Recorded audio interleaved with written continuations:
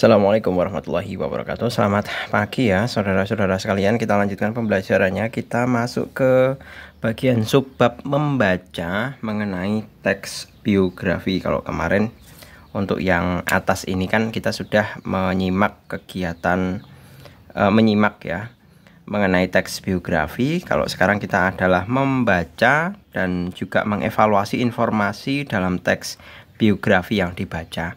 Kita mulai saja ya. Di sini ada bacaan mengenai Chairil Anwar, penyair legenda. Hari Puisi Nasional diperingati setiap tanggal 28 April. Peringatan tersebut tak lepas dari sosok penyair terkenal asal Indonesia, Chairil Anwar. Tanggal 28 April ini ditetapkan untuk mengenang wafatnya Chairil Anwar pada 28 April 1949. Meski telah wafat, sosoknya melegenda karena melahirkan karya-karya ternama di kalangan penyair nasional. Dilansir dari website Badan Pengembangan dan Pembinaan Bahasa Kementerian Pendidikan dan Kebudayaan Indonesia, berikut sosok Chairil Anwar di balik Hari Puisi Nasional. Perjalanan Chairil Anwar. Sosok di balik Hari Puisi Nasional tersebut diketahui lahir di Medan, Sumatera Utara pada 22 Juli 1922. Ayahnya adalah Amtenar di masa Belanda dan sempat menjabat Bupati Rengat pada 1948. Saat itu Chairil Anwar yang menamatkan pendidikan SD di Medan kemudian hijrah ke Jakarta bersama ibunya. Ayahnya kemudian menikah lagi dan memiliki 4 orang putri. Chairil Anwar masuk ke Mir Uitgebreit Leger Onderwijs Mulo di Jakarta. Kemampuan bahasa Belanda, Jerman, dan Inggris yang dimilikinya menuntunnya mempelajari karya-karya sastra dunia. Karier menulis. Pria yang tanggal kematiannya diperingati sebagai Hari Puisi Nasional tersebut memulai karir sebagai redaktur majalah Gema Suasana pada Januari-Maret 1948. Tak berlangsung lama, Chairil Anwar alih bekerja sebagai redaktur siasat dan mengasuh rubrik kebudayaan Gelanggang bersama Azrul Sani, Ida Nasution, dan Rifaya Apin.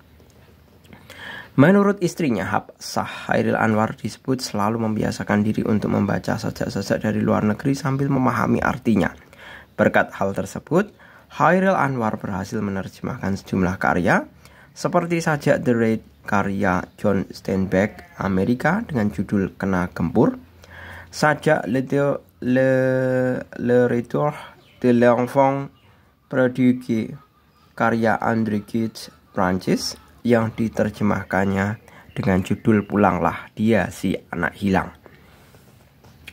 Perkembangan sastra di Indonesia. Pria yang kini selalu dikenang saat Hari Puisi Nasional turut berpengaruh dalam perkembangan sastra di Indonesia. Chairil Anwar berperan dalam pembaruan puisi nasional pada masa 1945.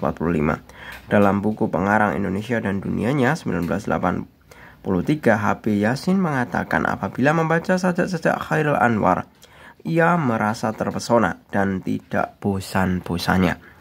Setiap kali kita membacanya, pikiran kita mengembara jauh dan selalu kita menemukan sesuatu yang baru atau sesuatu yang sebelumnya tidak kita lihat, atau kita lihat dengan mata yang lain dari sudut yang lain, ujarnya. Akhir hayat, kondisi kesehatan Chairil Anwar terus menurun setelah bercerai dengan istrinya. Ia bahkan dirawat di Rumah Sakit Cipto Mangunkusumo, Jakarta, dan dinyatakan sakit tuberkulosis atau TBC. Chairil Anwar meninggal dunia pada 28 April 1949. Nah, ini merupakan teksnya ya. Maka kita akan pahami informasi yang ada di dalam bacaan teks tersebut dengan menjawab pertanyaan-pertanyaan yang poin B. Setelah membaca teks tersebut, jawablah pertanyaan berikut. Jelaskan bagian dari teks tersebut yang menjelaskan identitas tokoh. Nah, untuk melihat di mana identitas tokohnya, kita bisa melihat pada paragraf kedua ya. Kalau paragraf pertama tadi kan jelas orientasi ya. Ini kan sebatas orientasi mengenai Hari Puisi Nasional diperingati setiap tanggal 28. Tapi kalau masalah menjelaskan identitas tokoh itu terdapat pada paragraf kedua. Siapa sih Chairil Anwar? Nah, Chairil Anwar itu adalah anak dari Amtenar di masa Belanda. Kemudian Chairil Anwar berikut juga riwayat pendidikannya. Jadi bagian dari teks yang menjelaskan identitas tokoh adalah dijelaskan pada paragraf pertama yang berisi mengenai penjelasan mengenai masalah keluarga Chairil Anwar berikut riwayat pendidikannya. Itu adalah identitas tokohnya. Kemudian yang kedua, apa isi teks menjelaskan latar belakang kehidupan tokoh? Nah, latar belakang kehidupan tokoh itu dapat kita lihat ya pada juga latar belakang kehidupan tokoh. Nah, dapat dilihat pada akhir paragraf kedua, Chairil Anwar masuk ke Mulo di Jakarta. Kemudian kemampuan bahasa Belanda, Jerman, dan Inggris yang dimilikinya menuntunnya mempelajari karya-karya sastra dunia. Nah, ini latar belakang kehidupan tokohnya yang kemudian memicu atau memberikan semangat kepada si Chairil Anwar ini untuk mendalami tentang sastra, khususnya adalah puisi. Nah, latar belakangnya adalah kemampuan bahasanya. Dia menguasai 3 bahasa, mampu mempelajari karya sastra yang berasal dari luar, sedemikian hingga dia mencintai atau menyukai mengenai segala hal tentang puisi. Itu latar belakang kehidupan tokoh. Dan ternyata kan benar, dia menjadi seorang sastrawan. Kemudian berikutnya nomor 3, tuliskan keistimewaan tokoh dalam teks tersebut. Nah, kalau kita bisa lihat ya,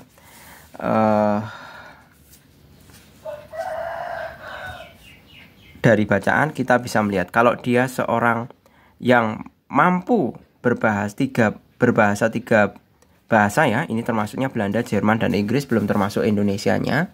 Jadi kita bisa menilai bahwa Chairil Anwar itu sosok yang pintar. Tokoh tersebut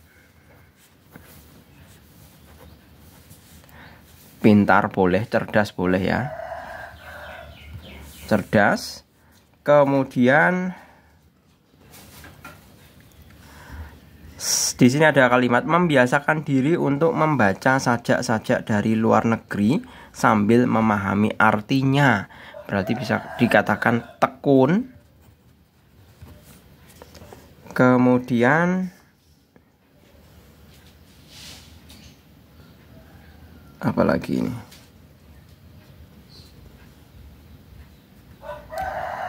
Dia bekerja menjadi redaktur dari beberapa majalah ataupun rubrik. Berarti kita bisa mengatakan bahwa Chairil Anwar tersebut adalah seorang yang pekerja keras dan seorang pekerja keras. Nah, ini semuanya disebutkan secara tersirat ya, tidak langsung disebutkan di dalam sebuah kalimat bahwa Chairil Anwar itu cerdas, tekun maupun seorang pekerja. Namun dituliskan dalam kalimat secara tidak langsung. Seperti itu. Kemudian berikutnya yang keempat, jelaskan bagian isi teks yang secara tersurat dan atau tersirat menceritakan karakter atau sikap tokoh yang luar biasa. Nah, ini sebenarnya pertanyaan 4 sama 3 itu sama. Jadi kalau tuliskan keistimewaan tokoh dalam teks itu adalah pernyataan secara umum. Kemudian untuk menggalinya lebih dalam lagi, keistimewaan tokoh atau karakter tokohnya itu tadi itu dijelaskan secara lebih detail pada soal nomor 4 ya. Yang tersirat itu mana, yang tersurat itu yang mana. Yang tersirat itu jelas tadi. Cerdas, tekun. Cerdasnya apa? Mampu berbahasa Belanda, Jerman, dan Inggris. Itu cerdas. Kemudian tekunnya, dia bisa membiasakan diri untuk membaca sajak-sajak dari luar negeri sambil memahami artinya. Itu berarti tekun. Kemudian seorang pekerja kerasnya bisa dilihat dari memulai karir dari redaktur majalah. Kemudian tak berlangsung lama, Chairil Anwar alih bekerja sebagai redaktur. Seperti itu.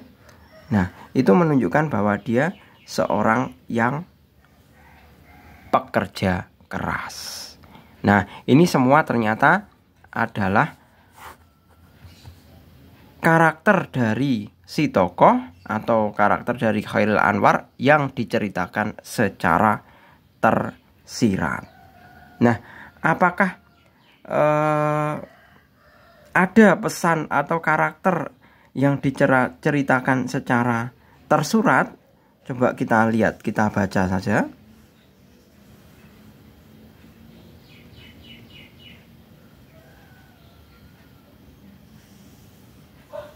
Nah, di sini pria yang selalu dikenang. Berarti tersuratnya apa? Karakter tokoh tersebut. Ini tersirat, tersurat.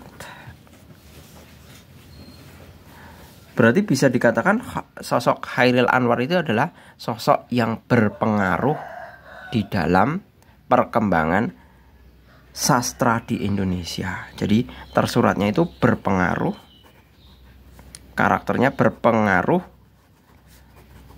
terhadap perkembangan sastra di Indonesia. Buktinya apa? Tersuratnya. Nah, ini di sini dikatakan pria yang kini selalu dikenang. Berarti itu kan disebutkan secara langsung di dalam kalimat pada paragraf 1, 2, 3, 4, pada paragraf keempat. Nah, ini adalah salah satu contoh karakter tokoh yang diceritakan secara tersurat. Disebutkan langsung di dalam kalimat bahwa dia seorang yang selalu dikenang. Dikenang karena apa? Karena ini berpengaruh dalam perkembangan sastra di Indonesia. Itu salah satu contohnya. Kemudian yang kelima ya. Yang kelima, di situ adakah bagian cerita yang menginspirasi Anda? Jelaskan. Nah, kalau dalam perspektifnya Pak Jul ya, Chairil Anwar ini adalah pasti seorang yang kutu buku, gemar membaca. Nah, menurut Pak Jul itu suatu hal yang menginspirasi. Buktinya apa? Dia seorang kutu bukunya dia punya kemampuan membaca 3 bahasa. Belum termasuk bahasa ibunya, belum termasuk bahasa Indonesia. Berarti seorang Chairil Anwar itu pasti bisa dipastikan kan, kalau orang bisa banyak bahasa, itu kan dia pasti suka membaca. Dia pasti seorang kutu buku. Sedemikian hingga kemampuan bahasanya banyak. Jadi yang menginspirasi dari tokoh tersebut suatu hal yang menginspirasi dari tokoh Chairil Anwar adalah sebagai orang yang suka membaca, sehingga memiliki banyak kemampuan bahasa. Seperti itu. Oke, gitu ya. Saya rasa cukup untuk pendalaman bagaimana kita memahami mengenai teks biografi. Jadi secara umum, teks biografi itu adalah menceritakan riwayat seseorang mulai dari sejak dia lahir, kemudian menceritakan tentang keluarganya, kemudian perkembangan di saat masa hidupnya, berikut hal-hal yang telah ditinggalkan, atau dalam artian menceritakan suatu hal yang sekiranya menjadi inspirasi bagi banyak orang dari tokoh tersebut. Jadi seperti halnya Chairil Anwar itu inspirasinya kan dia terkenal sebagai tokoh sastrawan, utamanya puisi ya. Kalau yang paling terkenal itu adalah sajak dengan judul Aku. Itu sangat terkenal sampai dengan saat ini dan biasa dijadikan untuk teks bacaan puisi dalam mata pelajaran bahasa Indonesia. Oke gitu, saya rasa cukup. Semoga bermanfaat. Terima kasih, selamat pagi. Assalamualaikum warahmatullahi wabarakatuh.